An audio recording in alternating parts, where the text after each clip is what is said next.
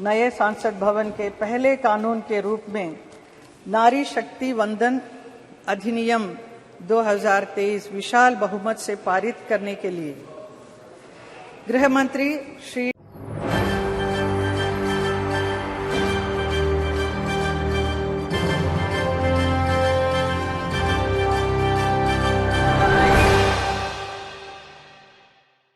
नमस्कार, SPN9 news में आपका स्वागत है। मैं नाज़मीन खान।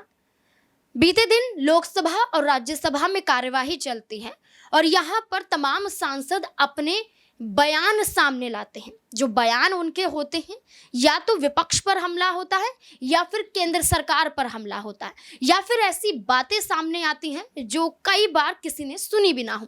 ऐसे में देखा जाए तो राज्यसभा में महिला आरक्षण बिल को लेकर चर्चा हो रही थी, तो वहीं लोकसभा में चंद्रयान की सफलता को लेकर यहाँ पर चर्चाएं होती हुई नजर आ रही थी। चंद्रयान 3 की सफलता को लेकर तमाम सांसद, देश के प्रधानमंत्री, तमाम विपक्ष और यहाँ पर केंद्र सरकार अपने वक्तव्य पेश कर रहे थे। तो उसी दौरान यहाँ पर जो भारतीय जनता पार्टी की सांसद है मथुरा से, उनका बयान भी सामने आता है। हेमा मालिनी भी कई बड़े शब्दों का इस्तेमाल करती हैं, कई बड़ी बड़ी बातें बोलती हैं और सीधे तौर पर लोकसभा में उनका ये बयान अब एक तरीके से पूरे देश भर में देखा जाए तो एक चर्चा का विषय बनता हुआ भी नजर आ रहा है। क्या कुछ हेमा मालिनी कहती हुई नजर आ रही, देखिए जरा। धन्यवाद।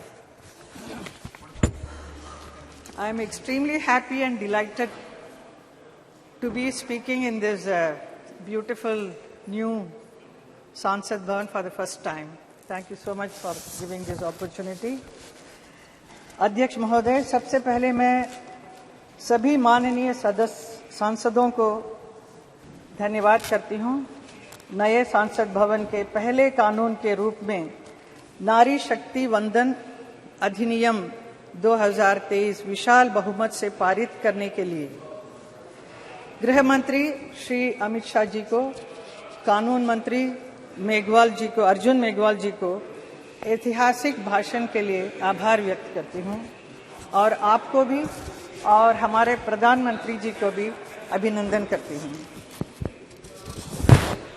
अध्यक्ष महोदय, भारत आज चंद्रमा पर है। हमारा राष्ट्रीय गौरव तिरंगा और अशोक चक्र आज चंद्रमा पर है। ये आज का भारत है, 21 सदी का भारत है, जो नरेंद्र मोदी जी के सशक्त और दूरदर्शी नेतृत्व में निर्भीक और जुझारू है। हर भारतीय आज शान से कह सकता है कि मेरा देश आज अमेरिका, इंग्लैंड, फ्रांस की तरह पहली पंक्ति में खड़ा है। लेकिन ये कैसा संभव है? ये संभव हुआ हमारे कर्मयोगी प्रधानमंत्री श्री नरेंद्र मोदी जी के दूरदर्शी नेतृत्व और दृढ़ संकल्प से, हमारे वैज्ञानिकों को दिए गए प्रोत्साहन से, उनके समर्पण और परिश्रम से और 140 करोड़ देशवासियों की एकजुटता से। ये कैसा संभव है? इसलिए संभव है, कुछ पाने के लिए दिल में जुनून चाहिए, कुछ पाने के लिए दिल में जुनून चाहिए, रगों में दौड़ता हुआ खून चाहिए, आएगा आसमान भी जमीन पर, इरादों में बस फतह की गूंज चाहिए। ये हमारे प्रधानमंत्री में है, इसलिए वो कर सकते हैं इतना सब काम। पिछले 9 वर्षों में प्रधानमंत्री जी नरेंद्र मोदी जी के नेतृत्व में देश में निरंतर ऐसे निर्णय लिए गए हैं, नीतियां बनाई गई है, जिन्होंने भारत में इनोवेशन और रिसर्च को आसान बनाया है। भारत के अंतरिक्ष प्रोग्राम में समस्त साइंटिस्ट के साथ महिला वैज्ञानिकों को भी महत्वपूर्ण भूमिका है। भारत को गर्व है कि चंद्रयान 3 की सफलता में भी हमारी महिला वैज्ञानिकों का बहुत बड़ा योगदान रहा है। ये सफलता आने वाले वर्षों में भी हमारी महिला वैज्ञानिकों को प्रेरित करती रहेगी।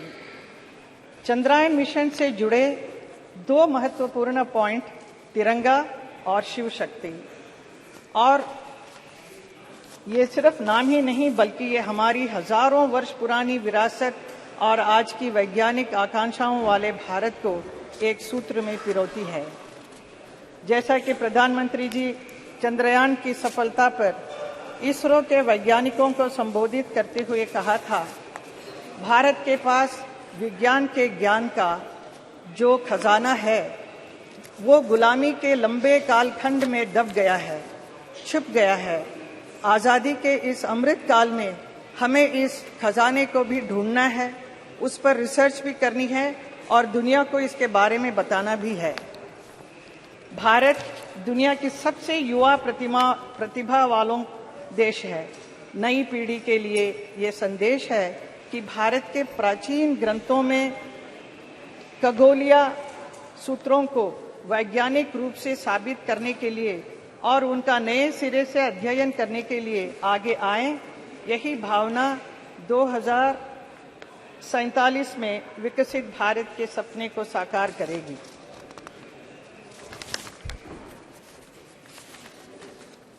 अध्यक्ष जी, मैं अपनी बात अटल जी की एक कविता की कुछ पंक्ति से पढ़कर बात समाप्त करूंगी।